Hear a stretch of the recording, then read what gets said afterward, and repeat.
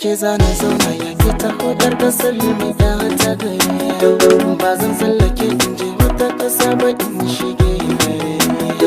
Kyakkyawar tarbiyya iyaye sun baki baki da hadari. Kullum roƙo na Allahu ya ba mu ƴaƴaye na gari. Na so ke ganni ya kai na ba kya kunya kan ke da ke nazari. Zaman lafiya cikin gida ɗaya in baki dan takwashi.